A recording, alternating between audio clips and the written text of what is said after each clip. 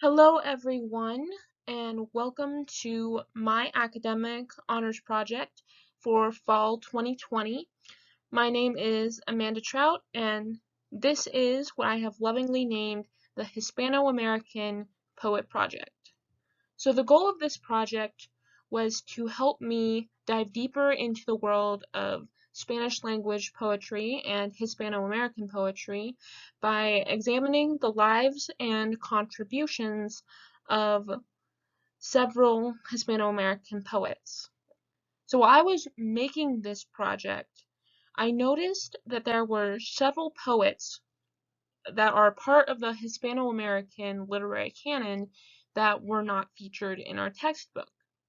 Now, the textbook we were using in my class was Voces de Hispanoamérica, Antología Literaria by Raquel Cheng Rodriguez and Melva E. Filler.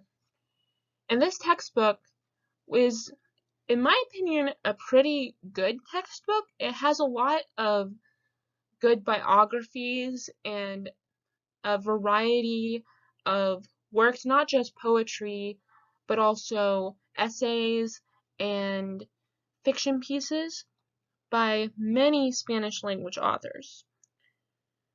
But what this book lacks is that it leaves out some poets that I found to be pretty integral in the literary history of the countries they come from. For example, the 7 poets that are featured in this poet project are ones who are either only minimally mentioned in the textbook. In the case of Nancy Mora Hone, who I believe was only mentioned once in the entire over 600-page book, as well as other poets like Ernesto Noboa de Caamaño, who were not mentioned at all. And none of these poets had a featured biography and work section within the textbook itself. So in the end, I ended up making this project to provide sort of a textbook insert for these poets that is written very similarly to how the textbook presents poets, with a biography, and in this case it's an analysis of one work so that the paper itself didn't end up super long. But this is a bit of justice for the poets, in my opinion, a bit of justice for the poets that were not featured in the textbook itself. So before we move on to the next part of the video, where I will briefly introduce the poets that are featured within the paper itself, I'd like to mention that 2 versions of my paper, the English version and the Spanish version, will be featured in the description of this video, or if you're viewing this on Facebook, I will link them in either the comments of the post or in the specific post itself with this video. So let's move on to the brief introduction of the poets in this project. The first poet represented in the paper is Sergio Badilla Castillo, who was known for the movement of transrealism. Now, transrealism involves a very logical, mental form of thinking. It's actually pretty similar to the style used by Jorge Luis Borges. And Castillo in particular combines the ideas of transrealism, which with his own Swedish background, as well as his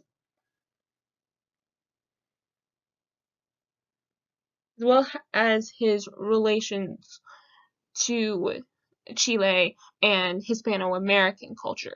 So with his poetry, you get a really cool mix of two different cultures, as well as the influence of transrealism, which up until I started doing this project, I had never really looked at transrealism that much as a movement.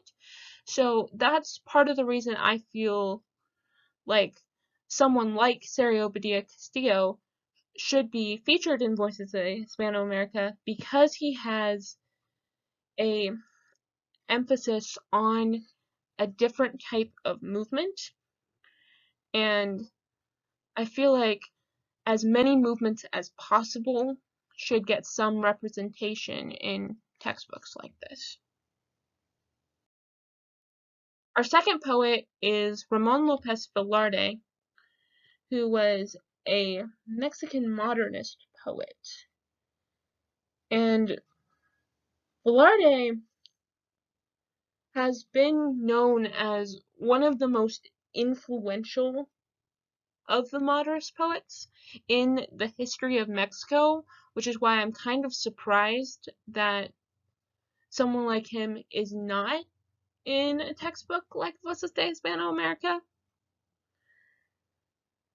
But anyway, I chose him for this project because I have always been a really big fan of modernism, and it's kind of cool to compare the work of Lopez Velarde to another poet in this project, Erensto y Caamaño, who writes not necessarily in the same style as Velarde, but they're categorized in the same movement. So both of them deal with symbolism and modernism.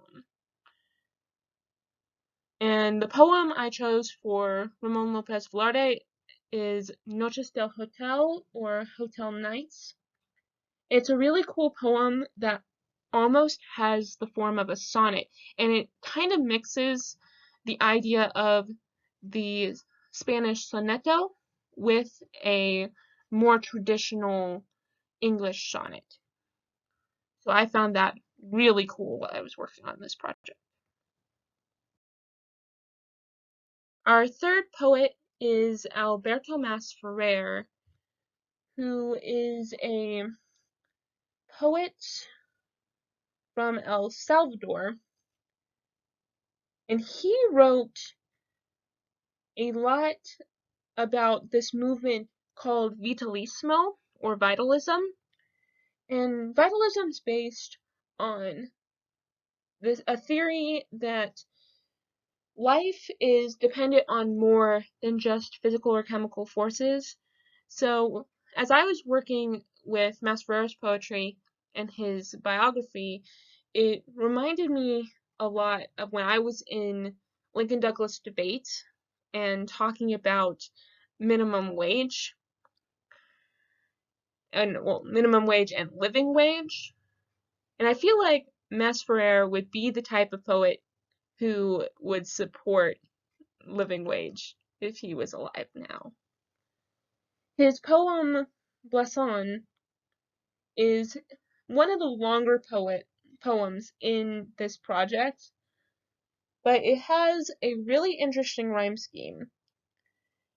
And in all, it's about finding the decision that you yourself can make yourself better than you are.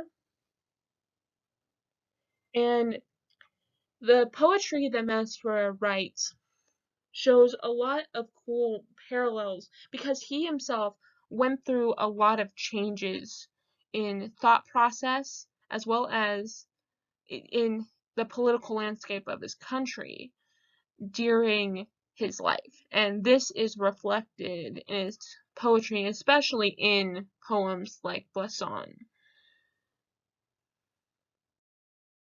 Our fourth poet is Nancy Mora, who I mentioned in an earlier part of this video.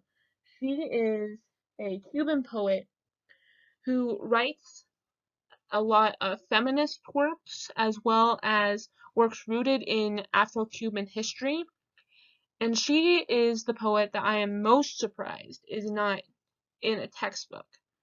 She's also the only one that is briefly mentioned in the textbook, so at least the editors of Voces de Hispanoamerica recognized her a little bit, but I feel like the work she does with, especially looking at her poems like Mujer Negra or her companion piece to Mujer Negra, Amo de mi amo, both of those poems have such passion and historical reference, and I just feel like the people who edited Voces de Hispanoamerica missed out on a really crucial poet that they could have had in their book. And so, hopefully, by reading this paper, you can get kind of an understanding of why Nancy Morahone is such an influential poet and why it is a particular travesty that she was not in our textbook for this class.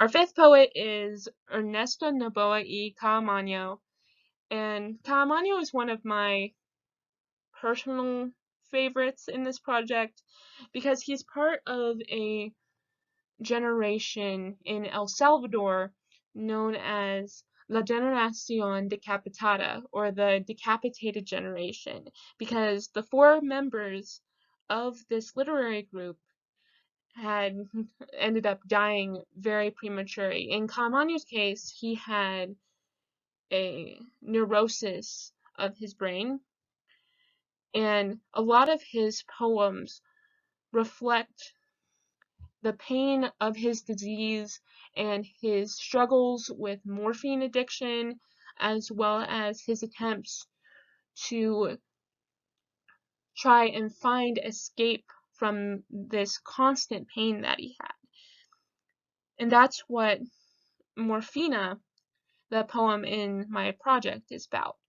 It's about dealing with that morphine addiction. Another really cool thing I found out about Caamaño's poetry is that specifically Morphina and another one of his poems, Ego Sum, were both combined and featured in a music album that displayed Salvadorian poetry through the media of rock music. And that was particularly interesting, and I talk about that within the written paper portion of this project.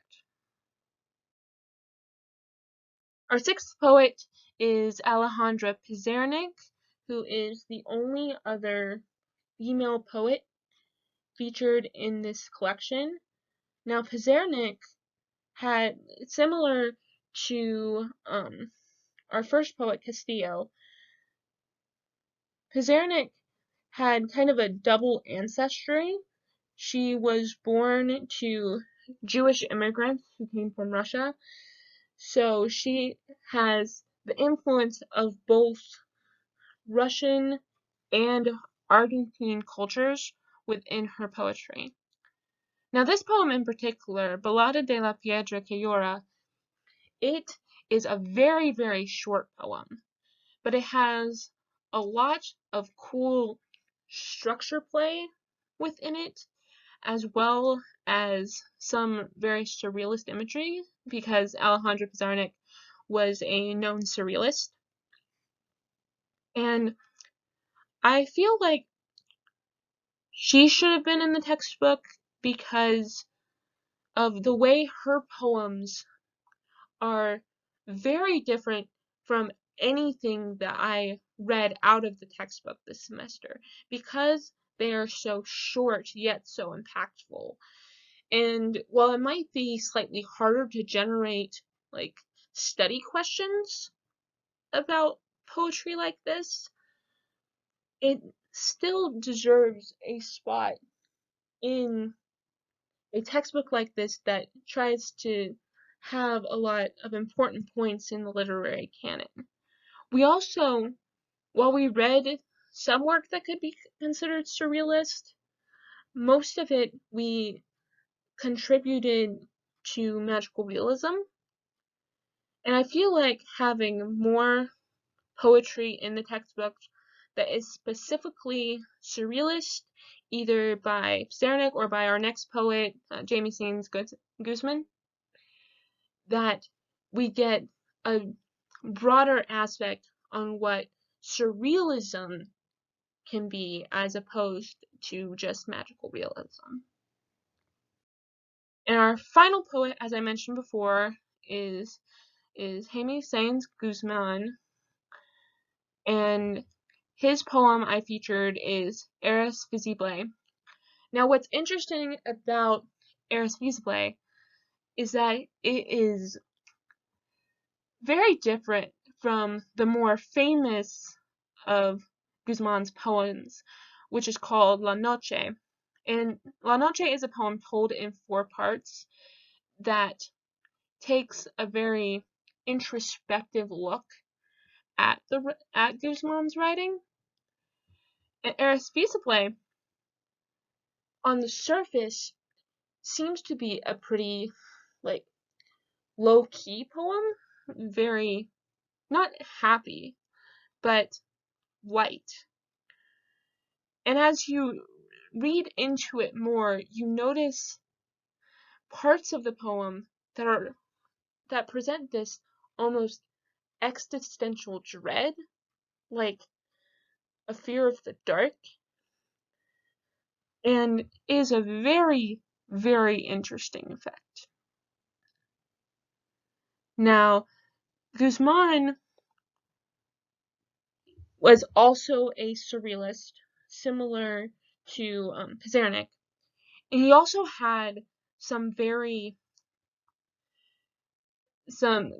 beliefs that are different than other poets. For example, he was a Nazi sympathizer, and that is probably why he's not featured in the textbook, is because that type of thing is frowned upon these days. But it's still a part of history, and I feel that by leaving that out, it takes away a crucial part of the Hispanoamerican canon that I in particular would have been very interested to read about. Perhaps not to sympathize with, because it's not good to be a Nazi sympathizer. But it would still be interesting to see how that affects the poetry that a poet like Guzman writes. So those are the 7 poets featured within this project. I really hope you take the time in either Spanish or English to read the full written version of my honors project for this semester. I thank you all for taking the time to listen to this video, and I hope you have a good rest of your day.